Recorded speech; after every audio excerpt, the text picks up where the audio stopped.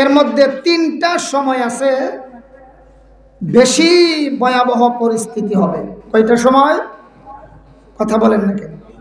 বলেন বলেন কয়টা? তিনটা সময় আছে খুব বেশি ভয়াবহ পরিস্থিতি হবে। এই তিনটা সময় আগে মুখস্থ করি আমরা।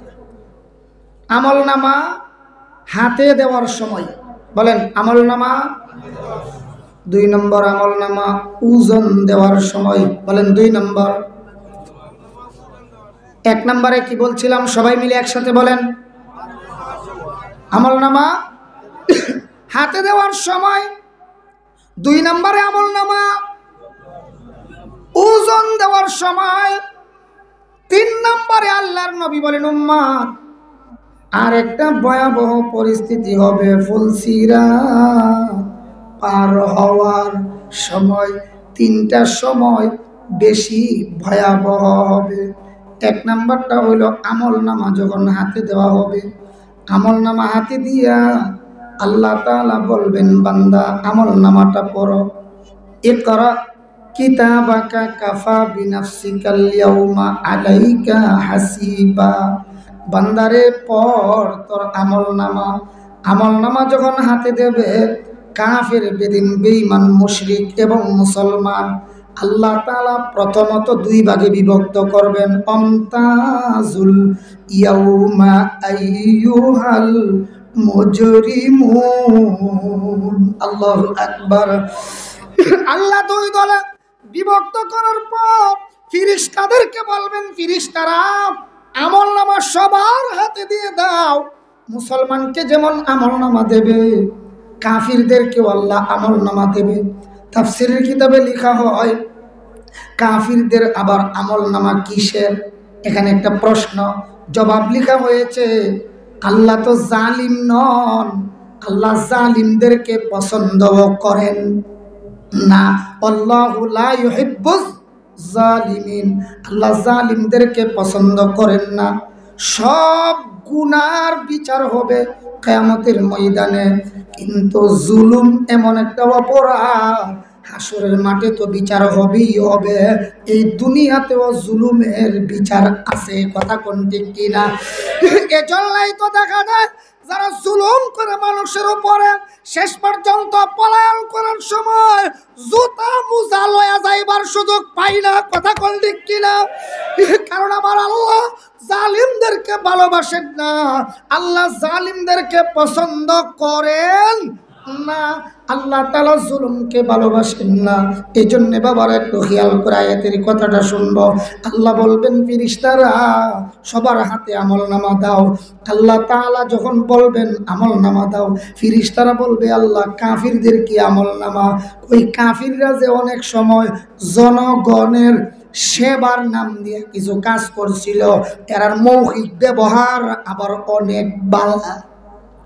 কথা কন না? এই জন্যে এইটাও তো বালা কাজ করছে। বালা কাজ যে করছে এইগুলি লেখা হাতে দাও, এটাই তার আমলনামা। এবার বুঝছেন তো কাফিরের আমলনামা কি? কাফিরদের হাতে যখন আমলনামা দেওয়ার জন্য ফেরেশতারা উদ্যত হবে, এমন সময় কাফিররা ডান হাতটা বাড়ায়া দেবে আমলনামা লওয়ার জন্যে। আল্লাহ বলবে না না, যত কাফির আছে সকলের হাত আমার কুদরতিভাবে খেয়াল কইরেন। আল্লাহ বলবেন আমার কুদরতিভাবে সকলের হাত তাদের গলার সাথে মজবুত করে বান্ধিয়া দাও, এই হাত দিয়া যেন কিচ্ছু করতে না পারে। দৃশ্যটা দেখতেছেন তো? আল্লাহ এখন তাইলে আমলনামা দেব কোথায়? বলবে বাম হাতে। আল্লাহ কেমনে দিতাম? তাদের বুকে দিয়া বাম হাতটারে ঢুকাইয়া টান হীরা পেছন দিকে নিয়া, এ টান মাইরা যখন পেছন দিকে হাতটা নেবে নিয়া বের করবে, এরপরে আল্লাহ তাআলা বলবেন দাও তাদের বাম হাতে আমলনামা। পেছন দিকে বাম হাতে আমলনামা দেওয়া হবে। দেওয়ার পরে আল্লাহ বলবেন ইকরা ইকরা কিতাবাকা কাফা বিনাফসিকাল ইয়াউমা আলাইকা হাসিবা। সূরা বনী ইসরাঈলের আয়াত। আল্লাহ বলবেন এ বান্দা তোর আমলনামা পড়, পড়ে দেখ আকাম কুকাম কত কিছু করছস। এখন বলবে আল্লাহ আমার শখ তো সামনে, বুঝেন নাই মন কথা? আমলনামা কই দিছে? আমার চোখ তো সামনে, আমল নামা তো ফেশনে, কেমনে পড়বো? সাথে সাথে আল্লাহ বলবেন, ফিরিস্তা দুনিয়ার যে কই তো আলেমদের গার মটকাই লাইব, একটা কাম কর, গাঁটটা মুসর দিয়া মটকাইয়া পেছন দিকে ঘুরাইয়া দে, ওই আল্লাহ দেখা দিব দুনিয়ার থাকতে যে কইতা খেলা হবে, খেলা হবে, খেলা এই দুনিয়ার মাঠ ছোট, হাসরের মাঠের থেকে বড় তো কোনো মাঠ নাই, মাঠ যত বড় খেলা তত জমে। কথা জোরে কোন ঠিক কিনা? আরে মুসলমানের খেলা এই দুনিয়াতে না, আয় আয় হাসরের মাঠে দেখা হবে খেলোয়াড় কারে কয়। কথা কোন ঠিক কিনা? এই দুনিয়াতে মুসলমানের খেলা নয়, এরপরেও তো বদরের প্রান্তরে আমরা বাপ দাদারা তোরারে দেখাই দিয়া গেছে খেলা কারে কয়। কথা কোন ঠিক কিনা? এ মুসলমান, এরা আমরা বলে মুসলমান বলে নারী লোভী, আমরা বলি না কাফিরের দল, মুসলমান নারী লোভী না, মুসলমান তো বাসর রাত্রে বউ করে রাইখা যাহাদের ময়দানে গিয়া আল্লাহর রাহে নিজের জীবন বিলীন করে দিয়েছে। কথা বলেন ঠিক কিনা? এমন দৃষ্টান্ত অভাব নয়, সুযোগ হইলে একটা আপনাদেরকে অন্তত শোনাইব ইনশাআল্লাহ। আল্লাহ তৌফিক দান করেন, সবাই বলি আমিন।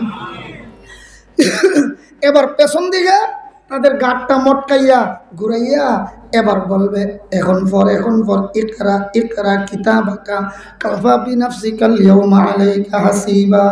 এবার যখন আমল নামা দেবে আর পড়বে, পড়ার পরে দৃশ্যটা কি হবে?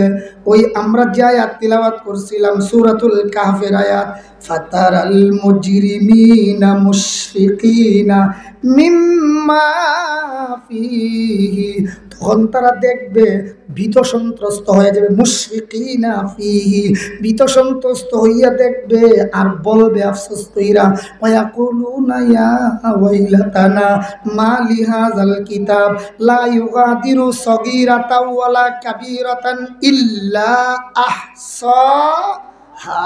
ও আল্লাহ, এটা কি ধরনের আশ্চর্যের আমল নামা! ওই যে রমজান মাসে জনগণের জন্য খেজুর আইছিল, খেজুর ইত্যাদি ডাকা ওই বীজ চালাইছিলাম, সিকনাগুলের মানুষ তো জানতো না, ইতাও দিয়া আমার আমল নামাত উঠতে গেছে গা। কুরবানির সময় উডের গোস্ত আর দুম্বার গোস্ত যে সৌদি আরব থেকে আইতো, কোন দিক দিয়া আইলো কোন দিক দিয়া গেল জনগণে খবর পাইছে। ফেরেশতা কেমনে জানলো আমল নামা দুইটা গেছে গা? আকাম কুকাম যা করছিল সব আমল নামাতে উইটা গেছে। লা ইউগাদিরু সগীরাতাও ওয়ালা কাবীরাতান ইল্লা আহসাহা ওয়া ওয়াজাদু মা আমিলু হাদিরা। সব আমল, এই আমল নামার মধ্যে সব কাজের কথা থাকবে। ওয়ালা ইয়াজলিমু রাব্বুকা আহাদা, আমার আল্লাহ কারো উপরে কোনো জুলুম করবেন না। বলেন, কারো উপর কোনো জুলুম করবেন না। ছোট আমল করলে ওইটা উঠাইয়া দেবে। ফামাইয়া আমাল মিসকালা যাররাতিন খাইরাই ইয়ারা ওয়ামাইয়া আমাল মিসকালা যাররাতিন শাররাই ইয়ারা। ভালো মন্দ সব আমল উঠে যাবে। এইটা হইল কাফিরদের কথা। এ বাবারা, এরপরে আমল নামা কয়টা কথা জানি বলছিলাম? তিনটা অবস্থা বেশি ভয়াবহ হবে। 1 নম্বর আমল নামা হাতে দেওয়ার সময়, 2 নম্বর ওজন দেওয়ার সময়, 3 নম্বর ফুলসিরাত পার হওয়ার সময়। ধৈর্য কুলাইবুন একটু শুনতেন। আমল নামা হাতে দেওয়ার সময় কাফিরদের কাম শেষ। এবার মুসলমানেরাও মা বাপরে সহ বুইল্লা গেছে গা, এমন একটা পরিস্থিতি হবে। ইয়াউমা ইয়াফিরুল মারউ মিন আখি ওয়া উম্মিহি ওয়া আবি। যেই বাবা এত কষ্ট করে সন্তানদের পেছনে মেহনত করছে, আল্লাহ কই এই বাপেও সন্তানরে ভুইলা যাইব। দূর বেটা যা, দুনিয়া থেকে বিয়া হয়ে করছি না, তুই কি রায় আমার খোঁজ, তুই আব্বাটা খোঁজ। কেন কেন কেন এমন করবে?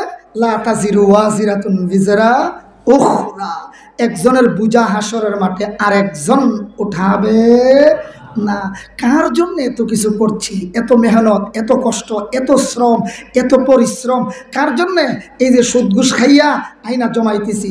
আচ্ছা, বাড়িতে বাবিরে একটু জিগাইবেন তো যে হাসরের মাঠে আল্লাহ ধরলে ই আকাম কুকাম যে করছি তুমি কিছু গুনার অংশ নিবানি। বউ কই বাচ্চা অর্ধেক আমারে দিলাই। হ্যাঁ মানে অত আদর যে ভাবি করুন তাই রে, আরে কি সুন্দর করে বউরে ডাকেন, রুকিয়া রুকিয়া কোথায় আসছো, মাশাল্লাহ কি সুন্দর করে ডাকে, কুলির মতো আদর করে। অত আদর যে করুন আজ থেকে একটু জিগাইন বলে অর্ধেক গুনার বাঘ নিবাইনি। কিতাব হিসাব নিব কই নিবনি নিবনি নিবনি কই নিব কেউ? তাহলে কার জন্যে এত কিছু, কার জন্যে? এই হাসরের মাঠে কেউ কারো কথা মনে থাকবে না, কিন্তু একটা পরিস্থিতি আসবে, কাফেরদের আমল নামা কোনা তো মুসলমান রে ফইলা ওই বামা তো কোনো আমল নামা ওই দিত না মুসলমান রে। খেয়াল করেন, প্রথম ডান হাতে আমল নামা আসবে এবং একটা কথা লেখা থাকবো। খেয়াল করেন, তাফসীরের কিতাবে লেখে একটা কথা লেখা থাকবে, এই মুসলমান জাহান্নামে গেলেও যার যত গুনাহ গুনাহ পরিমাণ শাস্তি বুক কইরা তোমাদেরকে আবার জান্নাত দেওয়া হবে।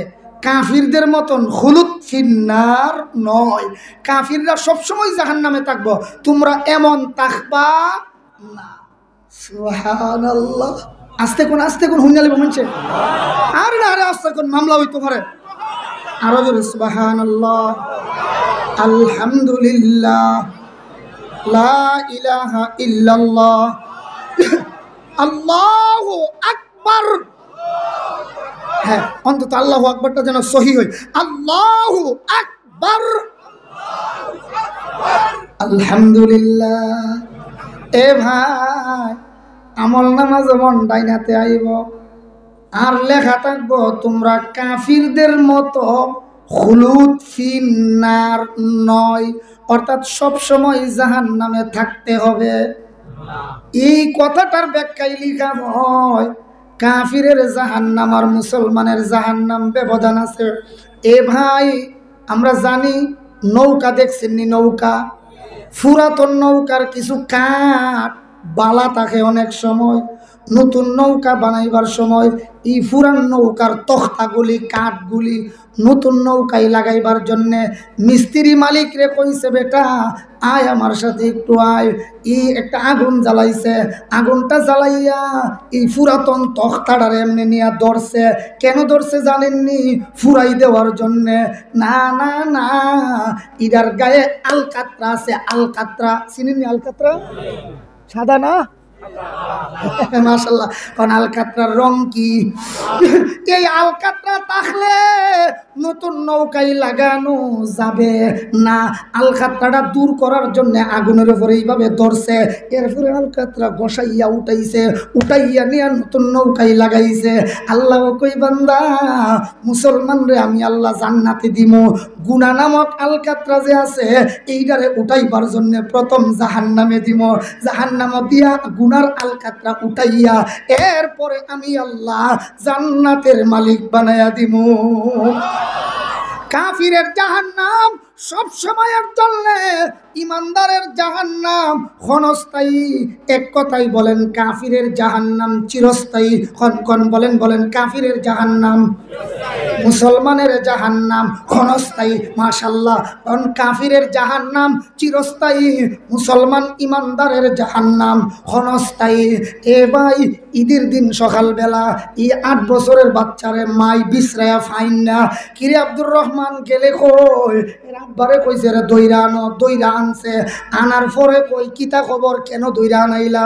ওই দেখো না গরম পানি করছি, সাবান দিয়া গোসল করাইমো। আরে কি ব্যাপার? কই ফুলাটা যদি গায়ের ময়লা আবর্জনা লইয়া ঈদগার মাঠও যায়, মানুষে কইব কিরে হের কিতা মা বাপ নাই, হেরে যে গোসলটা করাইয়া দিল না।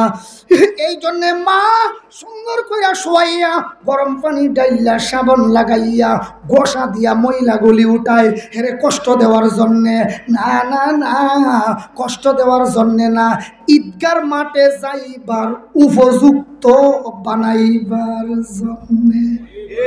আর জোরে কোন ঠিক কিনা?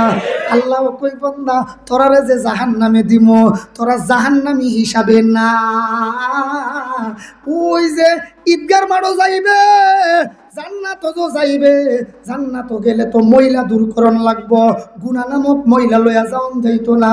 এই গুনার ময়লাগুলি দূর করার জন্যে প্রাথমিক পর্যায়ে তোদেরকে জাহান্নামে দেওয়া হবে। ময়লা যখন শেষ, আমি আল্লাহ তোরারে জান্নাত দিলাইমু। মুসলমানের জাহান্নাম আর কাফিরের জাহান্নাম ব্যবধান আছিনি? সবাই সবাই বলেন ব্যবধান আছিনি? এই ভাই, এবার মুসলমান যখন দেখবে কি আমল নামা আইছে কোন কোন হাতে, বলেন কোন হাতে? ডান হাতের আমল নামা খালি না একটা কথাও লেখা আছে?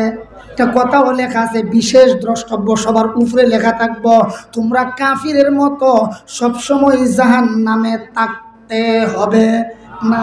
এই কথা ভাইয়া মা বাপের কথা মনে হইব, কারণ টেনশন কমছে। কথা কনা টেনশন যখন কমছে, তখন ওই রাবিয়ার কথা মনে হইব, তখন আমাতুর রহমানের কথা মনে হইব, তখন জামিলার কথা মনে হইব, মায়ের কথা মনে হইব, বাপের কথা মনে হইব। লেখাটা পাইয়া একজন আর একজনের খান্দার যাইব, গিয়া করবো, ও ভাই দেখো না আমার আমল নামা কিতা লেখা, আমল নামাই লেখা আল্লাহ বলে আমরা সব সময়ের জন্য জাহান্নাম দিত না, জাহান্নামে দিয়াও বলে আবার বেহেশতে নিয়ে যাইব। তখন আর টেনশন কমব, কোন টেনশন কমবে। আল্লাহ বলবেন, ও ফেরেশতারা, আমার বান্দার হাতে যে আমল নামা দিলে, এবার আমল নামা ফাইলি তো জান্নাতি নয়, ওজন দিতে হবে। কোন ওজন দিতে হবে? এবার ওজন দাও। কাফিরের আমল নামাও ওজন হবে, মুসলমানের আমল নামাও, সবাই বলেন না, মুসলমানের আমল নামাও ওজন হবে। কাফিরের আমল নামা ওজন হইব একবার, বলেন কাফিরেরটা ওজন হইব, মুসলমানেরটা ওজন হবে দুইবার। কারণ মুসলমানেরটা ওজন হবে। কাফিরদের আমল ওই যে জনগণের কিছু কল্যাণকর কাজ করেছে, এইগুলিরে এক পাল্লাই রাখা হবে, আর এক পাল্লাই এরা যে আল্লাহর উপর ঈমান আনে নাই, অর্থাৎ বেঈমানি, কোন কি তাদের বালাখাম এক পাল্লাই বেঈমানি, আরেক পাল্লায় ওজন দেওয়া হবে। বেঈমানির পাল্লা ভারী হবে। ওই যে কিছু বালা কাম করছেন, জনগণের উপকার করছেন, আশা ব্রেক এই জাতীয় কাম দিয়া যে কিছু উপকার করছেন, ইতানের কোনো অস্তিত্বই থাকবে না। কারণ ঈমান না থাকলে এই নেক কাজ বালা কাম হাসরের মাঠও কোনো উপকারে আসবে না। আল্লাহ কইব, যা খুলুদ ফিন্নার, সব সময়ের জন্য জাহান্নামে দিয়ে দাও। এক দলের ওজন শেষ, এবার শুরু হইব মুসলমানের। কারণ এবার শুরু হবে মুসলমানদের আমল নামা ওজন করো, ওজন দেওয়া এবার শুরু হবে।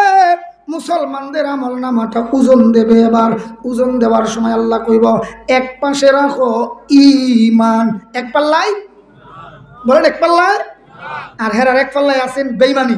আমরার এক পাল্লাই থাকবে ঈমান, আর এক পাল্লাই থাকবে যত কাজ করছি, নেকি বদি বালা মন্দ সব এক পাল্লাই, আর ঈমান থাকবে এক পাল্লাই। আল্লাহর পক্ষ থেকে ওজন দেওয়া হবে, ঈমানের পাল্লা ভারী হবে। সুবহানাল্লাহ।